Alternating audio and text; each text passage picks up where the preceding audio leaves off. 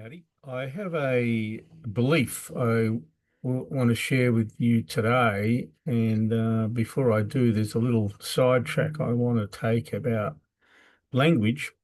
And when I use the word belief, it was quite deliberate.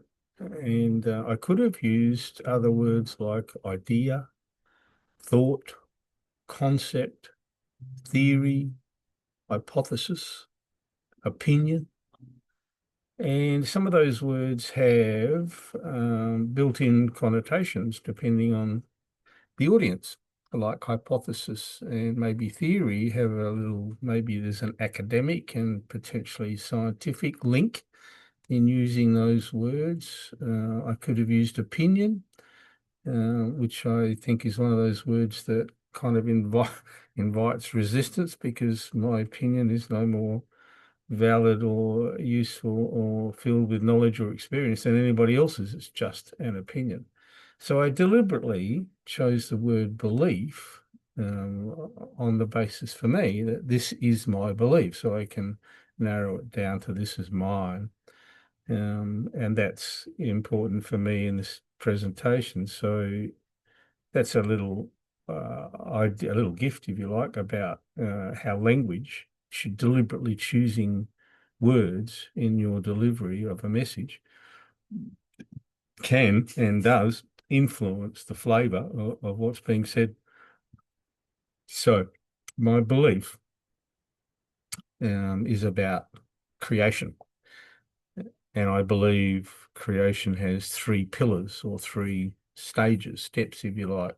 And simplistically, thought, word, and deed. And if I think something and then speak that thing into the world, speak it out loud, and then I take an action, whatever that action might be, and when those three steps are aligned, like they're similar or the same, then creation occurs.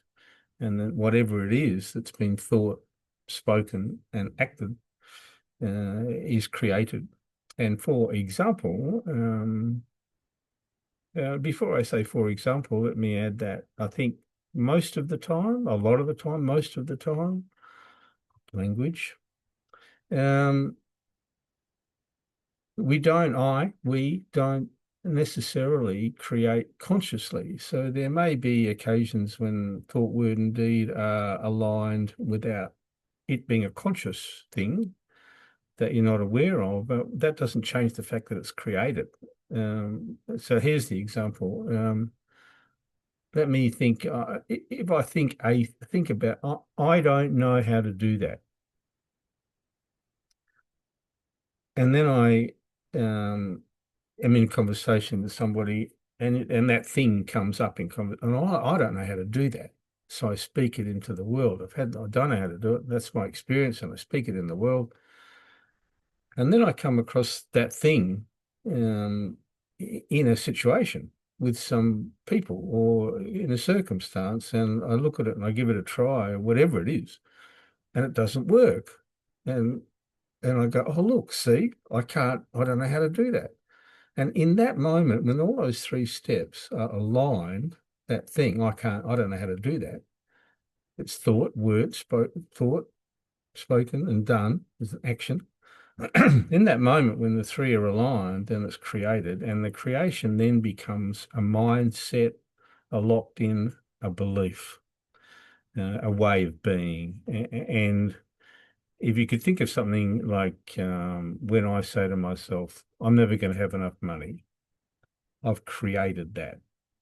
Um, that's part of my history, and I've created that knowing thought, word, deed. So that the opportunity here, if you can see that if there's some acceptance of this belief that I'm offering as being actual working in the world, it actually works in your life like it works in mine, then you have choice, and from choice comes the opportunity for change.